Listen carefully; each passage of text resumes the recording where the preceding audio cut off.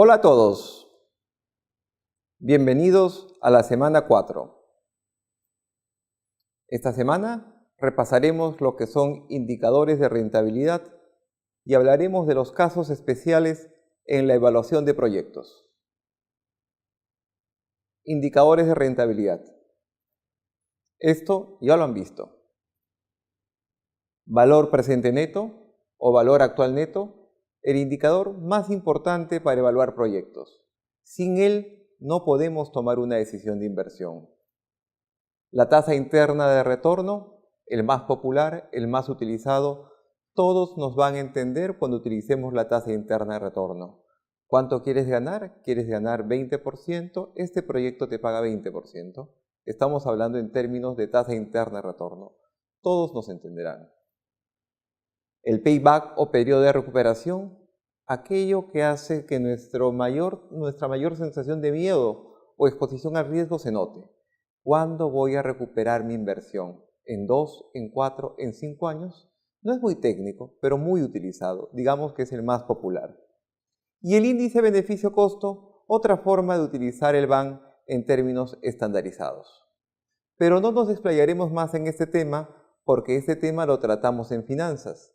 Así que los invito a volver a ver la clase de la semana 4 de finanzas que estará colgado en el lugar también de este curso. Vayamos a lo nuevo. Casos especiales. Primero hablaremos qué pasa cuando los proyectos tienen vidas útiles diferentes. Por ejemplo, ustedes tienen que evaluar un proyecto que tiene 2 años de horizonte de vida y otro de 5 años de vida. ¿Qué indicador debo utilizar para tomar una decisión? Si es que solamente puedo elegir uno de ellos.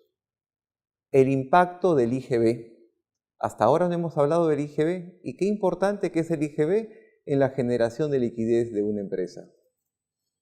Ranking de proyectos. ¿Qué pasa cuando tenemos presupuestos? ¿Qué pasa cuando tenemos muchos proyectos y un presupuesto reducido para ejecutarlos?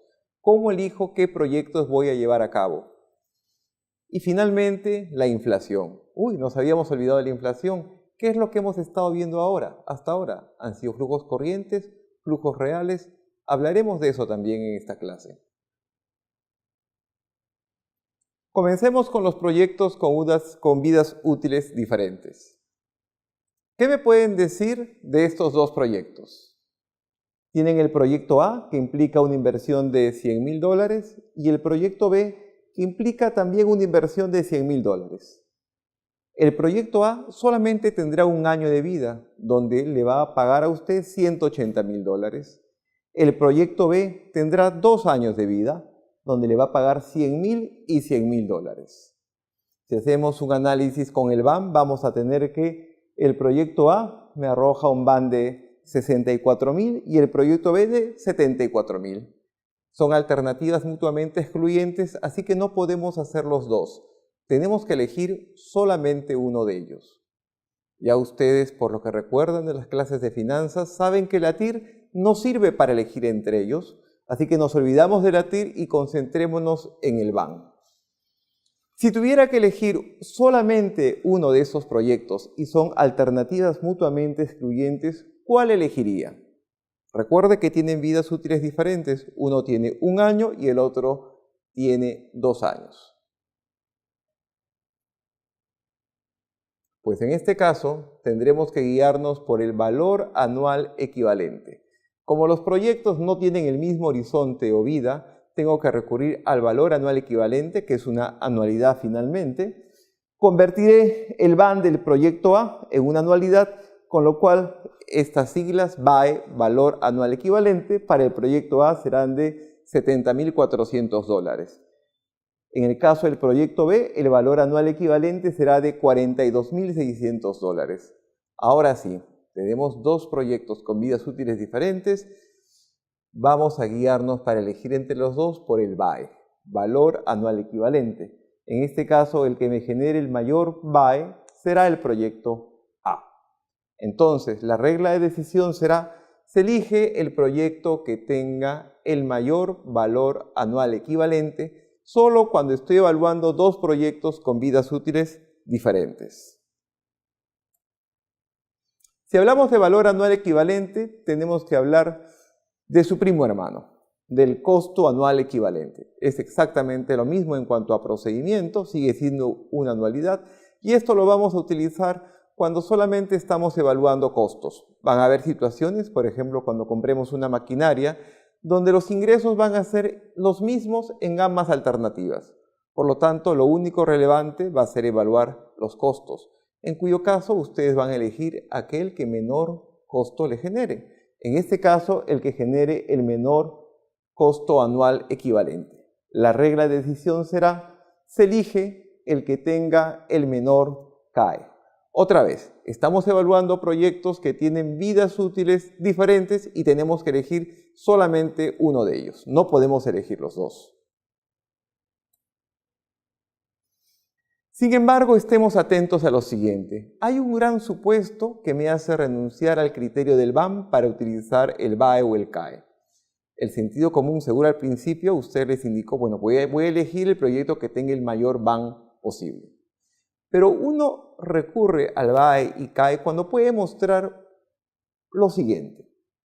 Uno tiene que aceptar que los proyectos se pueden repetir. Es decir, ese proyecto que tenía un año de vida, ustedes al utilizar el BAE o el CAE, están aceptando que este proyecto se va a repetir una vez más. Es decir, cuando ustedes elijan el BAE o el CAE como criterio de elección, tienen que estar en condiciones de demostrar que este proyecto se puede repetir. De lo contrario, siempre confíen en el BAM. Pero veámoslo en la práctica. Usted está estudiando dos proyectos mutuamente excluyentes. Otra vez, son alternativas mutuamente excluyentes, solo puede elegir uno de ellos. Ambos requieren la misma inversión, $80.000. En ambos proyectos, $80.000 es lo que usted va a gastar. El proyecto A dura 6 años y el proyecto B dura 5 años. La condición para pensar en utilizar el BAE, vidas útiles diferentes. El proyecto A le va a generar flujos de $40.000 aproximadamente y el proyecto B de cerca de $45.000. La tasa de descuento, es decir, la rentabilidad que vamos a exigir por esta inversión, va a ser de 12%. La primera pregunta es, ¿qué proyecto elegiría? Pues ya lo vimos antes, vidas útiles diferentes. Vamos a guiarnos primero por el BAE. Hagámoslo en Excel. Muy bien, acá tenemos el proyecto A, que es la primera línea, y el proyecto B, ambos con $80.000, y ahí tenemos para los años 1, 2, 3, 4, 5 y 6, en el caso del proyecto A, proyectados $40.222. En el caso del proyecto B, ocurren los casi $45.000, pero solo por 5 años. El primer paso es el de siempre, calculemos el BAM. Simplemente haga eso. Calculamos el BAM para el proyecto A y el proyecto B. ¿Cómo calculo el BAM? Pues ahí les dejo una pista si es que ustedes van a utilizar Excel. Aquí está la fórmula del BAM utilizando Excel. Es el valor neto actual, tasa 12%. Ustedes encierran la celda que van a actualizar y le suman la inversión inicial.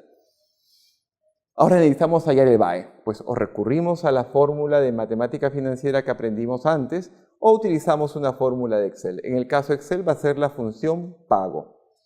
Pago con la tasa de 12% y lo que va a cambiar entre un cálculo y otro cálculo va a ser el número de años. En un caso van a ser 6 y en el otro año van a ser 5 y evidentemente está cambiando el valor actual neto que utilizamos al principio. ¿Qué proyecto voy a elegir? Utilizando la técnica del BAE o valor anual equivalente, yo tendría que elegir el proyecto B. El proyecto B me paga $22.774 versus los $20.764. ¿Qué supuesto está resistiendo esta respuesta? Que estos proyectos se pueden repetir. Pero ¿qué pasaría si es que estos proyectos no se pueden repetir? ¿Qué es la segunda pregunta de este caso?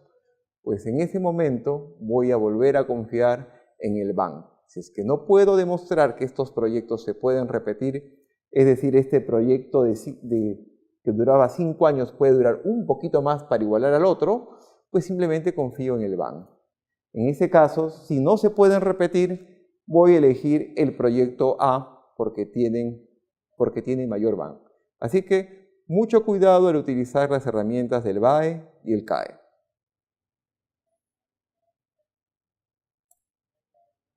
Tratamiento del IGB.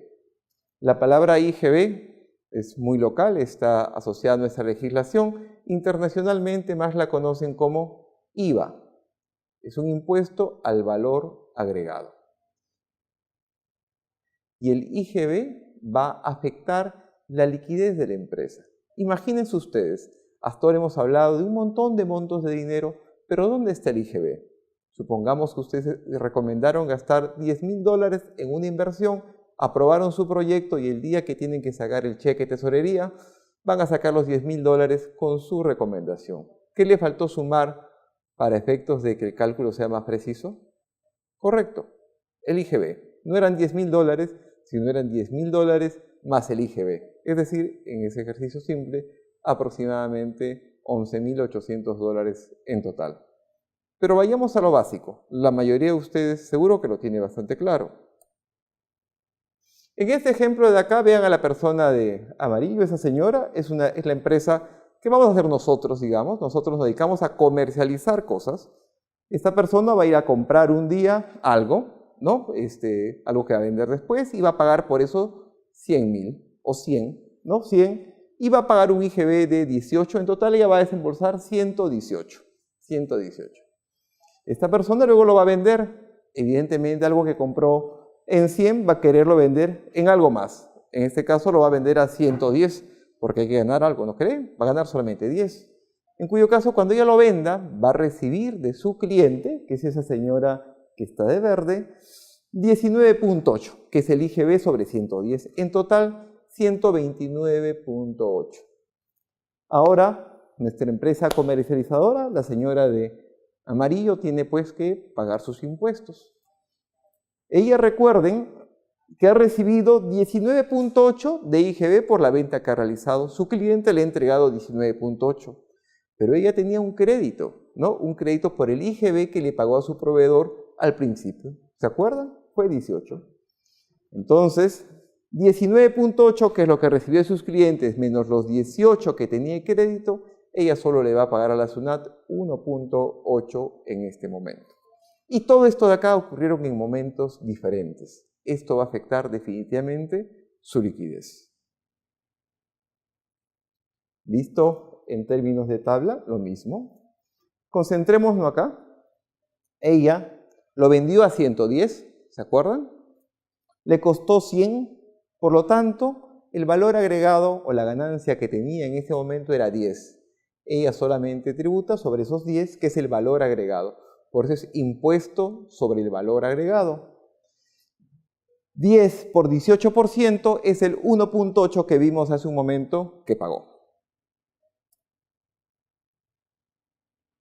Pensemos en el IGB como algo que va a afectar nuestras necesidades de liquidez. Va a hacer que requiramos mayor capital de trabajo para poder operar. En verdad va a afectar muchas cuentas. Y si estamos en proyectos donde gastamos muchísimo dinero en el momento cero y luego vamos a recuperarlo en los siguientes años, peor todavía. Imagínense esta empresa. Esta empresa vende 100,000 más IGB, pero resulta que solamente le van a pagar el 10% al contado, como ocurre normalmente, uno da crédito. Por lo tanto, sus ingresos solamente van a ser de 11,800, pero quien no te da ningún crédito es la SUNAT. ¿Qué importa? Aquí está la factura, págame los 18,000. Por lo tanto, esta empresa en el primer periodo tiene un flujo negativo de 6,200. De alguna parte tiene que sacar el dinero para financiar eso. No puede dejar de pagar la SUNAT. Recién el siguiente año o en el siguiente mes será líquida esta venta, con lo cual recuperará los 106,000 soles y ya no tendrá que pagar IGB porque ya lo pagó antes. Entonces, el IGB genera mayores necesidades de dinero como un elemento del capital de trabajo. Vayamos a un caso práctico. Nada mejor que aprender viéndolo en la práctica. Este es un proyecto bastante simple al cual he quitado todos los datos complejos para facilitar su exposición. Tenemos un proyecto, no tiene IGB, este es un proyecto sin IGB como los que hemos visto hasta esta clase, donde los ingresos son de 700, 800 y 900 en cada año, sin IGB. Los egresos, a partir del año 1, son de 630, 720 y 810 en negativo. Va a implicar una inversión, que lo gasto en el momento cero, de 500.000 o de 500. Y esto de acá, esta inversión, que puede ser una máquina, por ejemplo, cuando acabe el proyecto en el año 3, lo voy a poder vender, por eso está simulado ahí 50.000 de recuperación.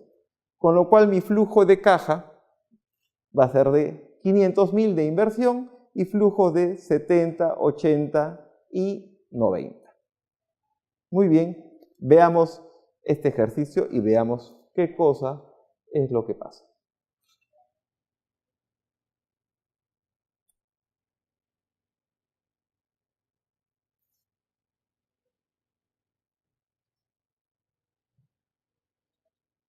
Concentrémonos en los datos. En la parte de acá superior tenemos exactamente los mismos datos de la presentación. Tenemos 700, 800, 900, los egresos y nada más. ¿Qué es lo primero que tenemos que hacer cuando pensamos en el IGB? Es un trabajo bastante mecánico. Estos 700 de ingresos que no tienen IGB, hay que sumarle el IGB. Vamos a multiplicarlo por 1.18, con lo cual vamos a tener 826, que está abajo. Estos 800, que es el ingreso del año 2, lo multiplicamos por 1.18 y tenemos los 944. Igual ocurre en el año 3 con los 900 por 1.18, 1062. Qué interesante. Sigamos avanzando. Los egresos, tenemos egresos de 630, decía el ejercicio, le vamos a sumar el IGB, pero acuérdense que la condición del ejercicio es que solamente el 80% de los egresos estaban afectos a IGB, lo cual es normal, porque pónganse a pensar dentro de los egresos qué cosa es lo que podemos tener. Muy bien, sueldos, planillas, eso no paga IGB. Es decir, normalmente todos nuestros ingresos están afectos a IGB, pero es también normal que no todos nuestros egresos estén afectos a IGB. En este caso, solamente el 80% de los egresos está afecto al IGB. Es una condición del ejercicio. Entonces, de estos 630, solamente el 80% lo multiplicaremos por 1.18. Pero no nos olvidaremos de los otros 630, el 20% de los otros 630, que también debo considerar. Igual ocurrirá en el año 2 y en el año 3, con lo cual mis egresos, esta vez con IGB, serán de 720, 823 y 926, todo en negativo. La inversión, yo tenía que sacar un cheque de 500, no, tiene que sacar un cheque de 590.000 dólares, que es lo que necesita comprar, y al final con IGB, que eran 50, sin IGB van a ser 59. Parece que ya terminamos, pues no, me falta ver la liquidación o el presupuesto del IGB. Por eso aquí estamos dejando una línea que dice es cuánto IGB tengo que pagar yo en cada uno de los años. No se olviden lo siguiente, vamos a cambiar de página. Concéntrense solamente en el primer cuadro y en el último cuadro. ¿Cuánto eran los ingresos sin IGB? 700. ¿Cuántos son los egresos con IGB? 826. ¿Cuánto IGB hay ahí? ¿Cuánto IGB ustedes han recibido por esa venta?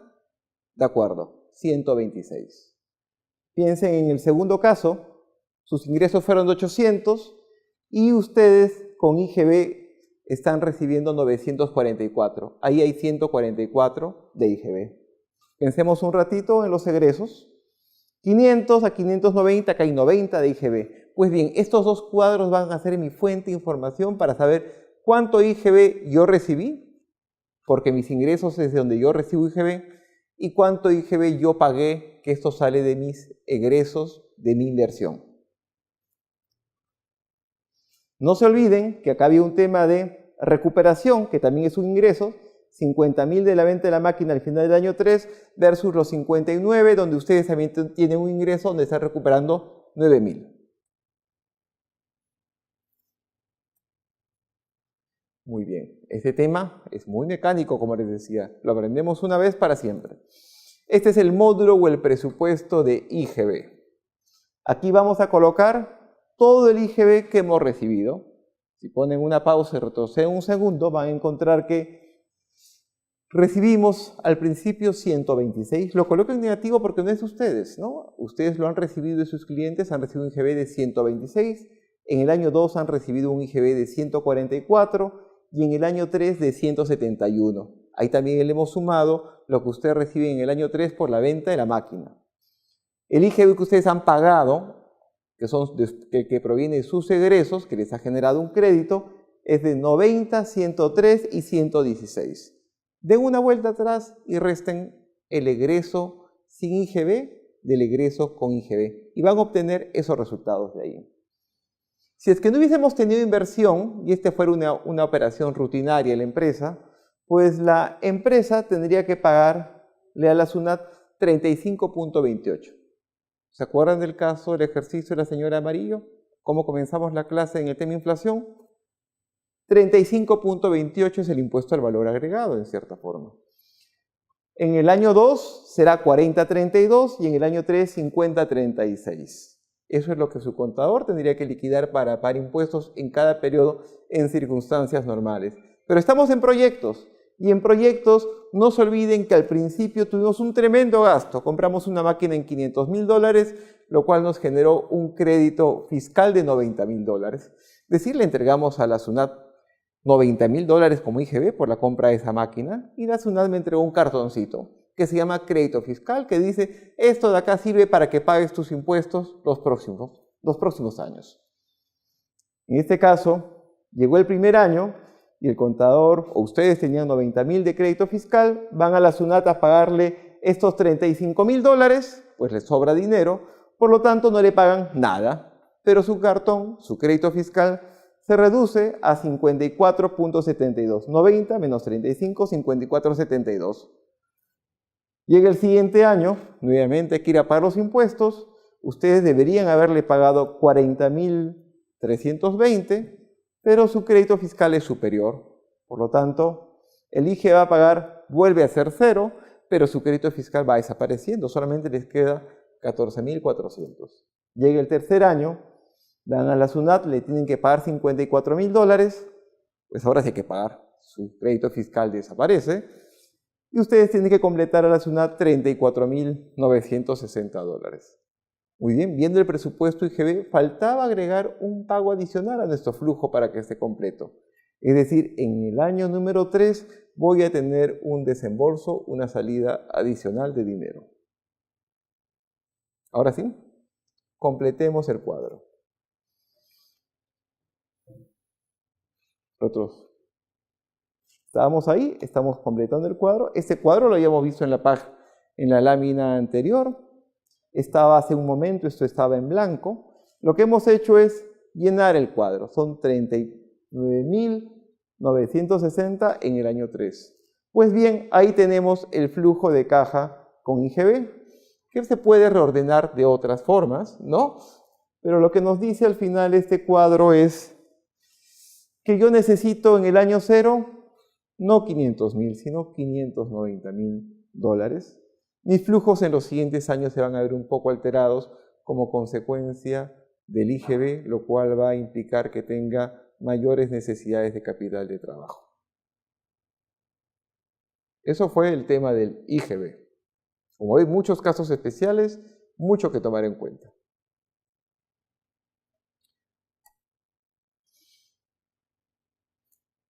Ordenamiento de proyectos. ¿Para qué sirve esto de acá? Seguro les ha pasado a ustedes que la división, el área donde ustedes trabajan, la empresa está llena de ideas, llenas de proyectos. Llega el fin del año, todos quieren presentar sus proyectos para que se lleven a cabo, pero la gerencia tiene un problema, pues tiene que también aprobar un presupuesto. Y el presupuesto no alcanza para todos los proyectos. Ustedes pueden haber tenido ideas para hacer proyectos por $2 millones, pero resulta que el presupuesto para el próximo año es solo de $500,000. ¿Qué vamos a hacer? Tenemos que decidir qué proyecto hacemos y qué proyecto no hacemos. Evidentemente, los proyectos que tengan BAN negativo no los haremos. Pero ¿qué pasa si tenemos muchos proyectos con BAN positivo? ¿Cómo los elegimos? Pues para eso sirve esta herramienta. Ordenamiento de proyectos, lo que vamos a hacer es un ranking de los proyectos. Vamos a ordenarlos de primero, segundo, tercero, cuarto, hasta el lugar que sea necesario para alcanzar o cuadrar con ese presupuesto. Esto lo vamos a utilizar solamente para los proyectos que tengan BAN mayor o igual a 0, obvio, ¿no? Y lo vamos a utilizar cuando tenemos problemas de racionamiento de capital o tenemos simplemente un presupuesto. Y vamos a utilizar el indicador que se llama índice de rentabilidad. No confundir con índice beneficio-costo. Este es índice de rentabilidad. Así que apunten esta fórmula, por favor, cojan papel y lápiz y vayamos a la siguiente secuencia con lo siguiente. El índice de rentabilidad es igual al BAN sobre la inversión. Este número mágico nos va a permitir ordenar los proyectos. Y el criterio va a ser elige el mayor índice de rentabilidad o indicador de rentabilidad, pero eso sí, con los ojos muy abiertos, no es completamente mecánico. El sentido común tiene que estar ahí a la mano. Ahora sí, los invito a hacer una pausa y ustedes calculen por su cuenta el índice de rentabilidad para cada uno de estos proyectos. Háganlo ustedes solos. Muy bien. ¿Ya lo hicieron? En este proyecto, como ustedes vieron, tenían $100.000 de presupuesto. Su empresa aprobó solamente $100.000 de presupuesto y ajustarse todos. Tenían para realizar el proyecto A, B, C, D, E y F. Esta es la inversión que requerían todos estos proyectos, más de $200.000 de inversión y solamente tienen $100.000. Todos tenían BAN positivo, todos merecían hacerse. Pero ustedes tienen que elegir, tienen que renunciar a uno de ellos, tienen que optimizar el presupuesto que tiene su empresa, que en este caso es su restricción, que son $100.000. ¿Qué proyectos voy a hacer? Pues bueno, seguro algunos están calculando, al ojo están sumando y seguro que alguna combinación les salió. Si quieren háganlo, hagan su combinación y luego prueben si coincide con el resultado. Pues aquí está, hecho en Excel. Seguro los que hicieron pausa y lo intentaron por su cuenta, verifiquen los resultados. Estos son los índices de rentabilidad para cada uno. Es el BAN entre la inversión. En el caso del proyecto A es 0.5. En el caso del proyecto B era 1, 5.000 y 5.000. En el caso del proyecto C, 0.11, 0.25, 0.20 y 0.20. Entonces, primer paso es, estimemos el índice de rentabilidad. Bastante sencillo. Segundo, vamos a ordenarlos. Vamos a hacer un ranking de los proyectos. Entonces, vamos a ver a cuál le damos el primer lugar. Pues al que tiene el mayor índice de rentabilidad. El que tenía el mayor índice de rentabilidad era el proyecto B. El proyecto B tiene el mayor índice de rentabilidad. Aquí copiamos su inversión, $5.000.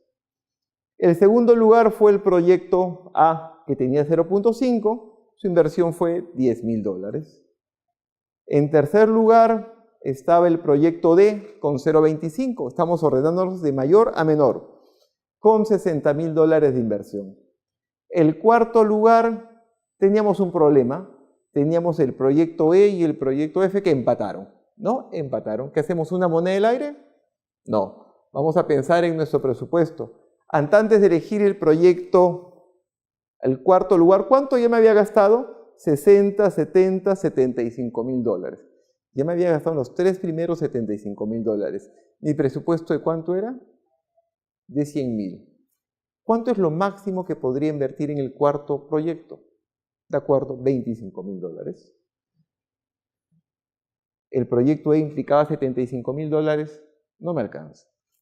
Tenía que elegir el proyecto F. Muy bien, esa fue la decisión. Entonces, utilizando el índice de rentabilidad y con los ojos muy abiertos, con mucho sentido común, viendo mi presupuesto, elijo los 4 mejores proyectos que van a implicar un BAN de $28.000, me van a generar una riqueza de $28.000 y una inversión de $90.000. ¿Qué hago con los $10.000? Bueno, los dejo que ustedes se lo imaginen.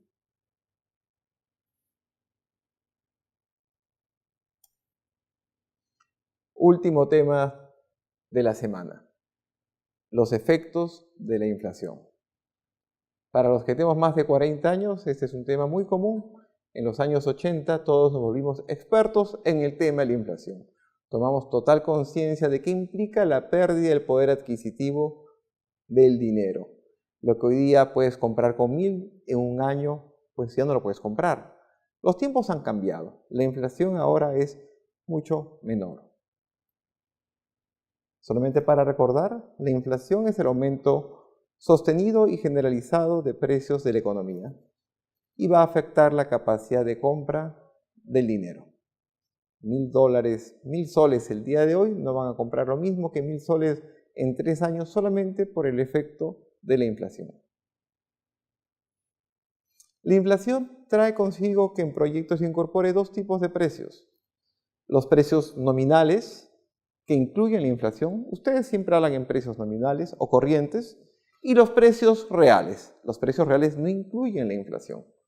Son precios que han sido traídos a un año cero. En proyectos va a ser al año cero exactamente.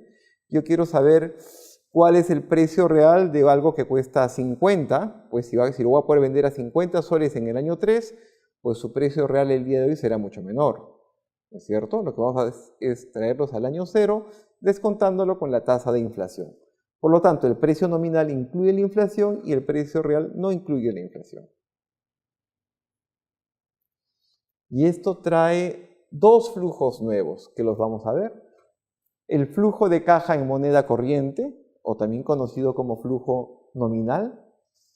Esto, si trabajamos con flujos nominales o corrientes, va a implicar que nosotros conozcamos los precios, incluida la inflación que va a haber en los siguientes años. También aparece el precio o los flujos de caja en moneda constante o flujo real. Vamos a seleccionar precios de un año base. Por ejemplo, yo digo, esto cuesta 10 y va a costar 10 siempre. Y es real por si acaso, ¿eh? Quiere decir que todo está en términos del año cero. Dicen, estos precios regirán a lo largo de la vida útil y cuando uno trabaja con precios reales solamente tenemos que preocuparnos por los cambios en la producción, la cantidad, porque el precio quedará fijo en los valores del año cero. ¿Cómo afecta esto a los proyectos? Pues mucho. Hasta ahora solamente hablamos de flujo de caja, pues eso no existe. Ustedes siempre tienen que decir si los flujos son corrientes o son reales. Siempre tienen que tenerlo clarísimo. Si es que no lo dicen, yo tengo derecho a asumir que son reales y de repente ustedes asumen distinto y están metidos en un tremendo problema. Acá en el Perú, que tenemos muy poca tasa de inflación, pues es para muchos indistinto trabajar en términos reales o en términos corrientes. En otros momentos, en otros países donde la inflación es muy alta, pues lo recomendable es trabajar con flujos reales. Porque si trabajaran con flujos corrientes nadie los entendería, serían números completamente distintos de un lado a otro y ustedes explicando que es por la inflación no terminan de convencer a nadie de su proyecto. La única regla importante, y es una regla de oro, es que si ustedes trabajan con flujo nominal o corriente, tienen que descontar esos flujos con una tasa de descuento nominal o corriente. En este caso coloqué COC o WACC nominal. Y si ustedes trabajan con flujos reales, pues la regla de oro es que ustedes tienen que descontar con una tasa real. No pueden equivocarse en eso. Veamos este caso práctico. Les dije, pongan una pausa. Tómense 2 minutos más para leer ese caso. Ahora conmigo. Muy bien, hemos hecho ese pronóstico, alguien lo ha hecho en la empresa por nosotros, donde vamos a invertir $1.210.000 en el año cero y vamos a tener ingresos, mira, me lo dan en términos reales, de 1.900.000 y 2 millones. Gastos de efectivo también en términos reales de 950 y 1 millón. Estos que estén en términos reales quiere decir que ya le han quitado la inflación. Todos esos datos de 1.900.000 y 2 millones y 950 y millón están en términos del año cero. Me han dado la depreciación en línea recta. No me dicen si es corriente real. Me invitan a que yo lo deduzca. ¿Cuál era la inversión? 1.210.000. Si nos fijamos en la depreciación, 605 y 605 es exactamente el 50% de la inversión. Por lo tanto, ya han aplicado el criterio de depreciación por línea recta. Por lo tanto, les doy una pista. Aunque no lo diga, esa depreciación es corriente.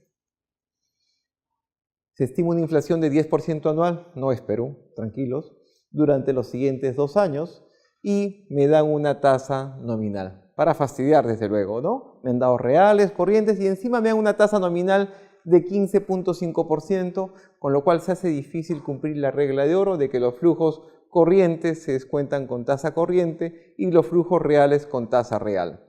Recuerden lo siguiente, Ustedes pueden trabajar con flujos corrientes o con flujos reales. Al final, la recomendación que van a brindar siempre es la misma. Simplemente es una elección metodológica.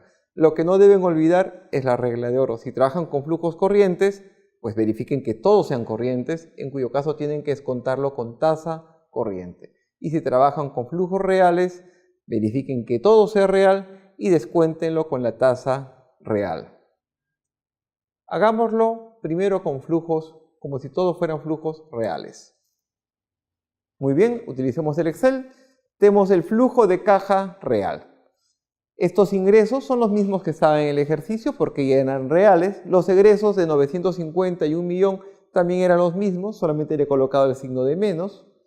La depreciación en el ejercicio, si ustedes se fijan, pongan pausa y retrocedan 30 segundos, van a encontrar que le habían dado 605 y 605. No dice que es depreciación corriente, pero por lo que les comenté en ese momento, tienen que asumirla.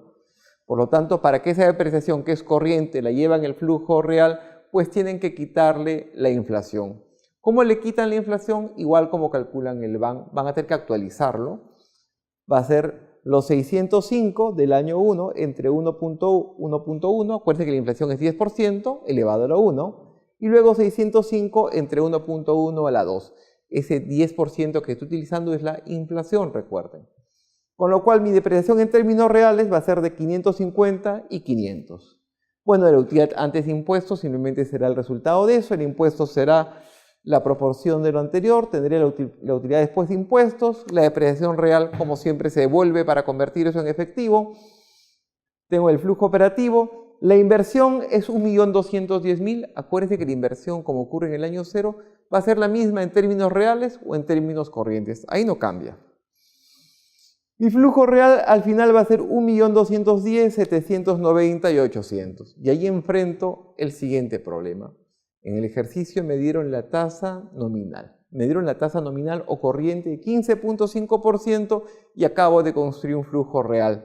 No puedo utilizar esa tasa de 15.5% para hallar el valor actual neto de este flujo de caja real. Esa tasa nominal tengo que llevarla a términos reales o constantes. ¿Cómo lo hago? Pues aquí les dejo la fórmula.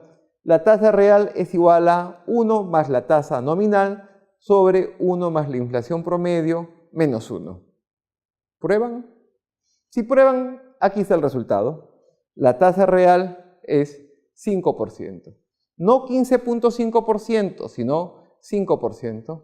Ahora el trabajo es bastante sencillo. Utilicen su fórmula o su calculadora y tendrán que el valor actual neto de este proyecto es de 268.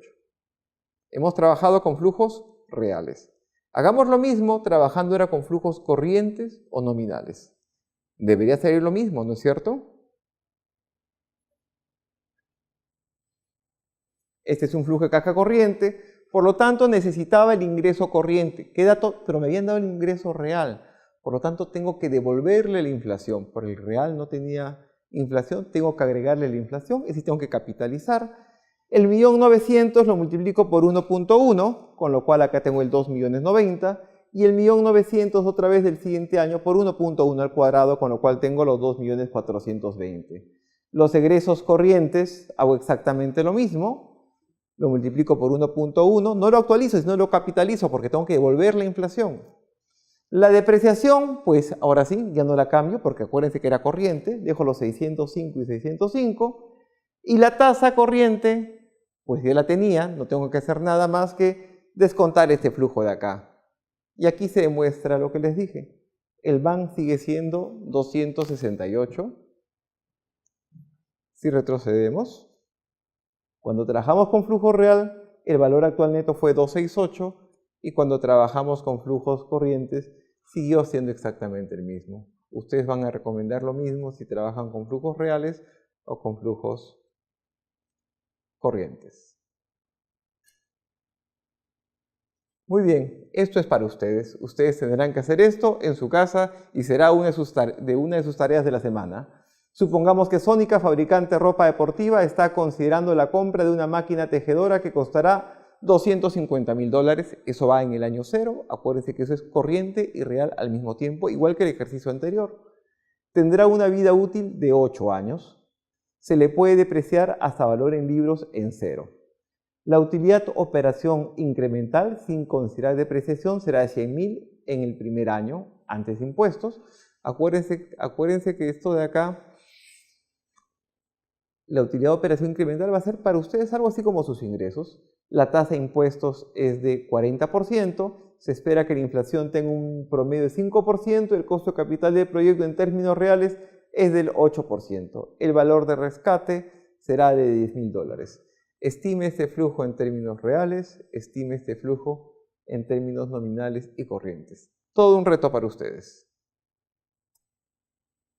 Muy bien, los veo en la semana 5 hablando del riesgo en la evaluación de proyectos.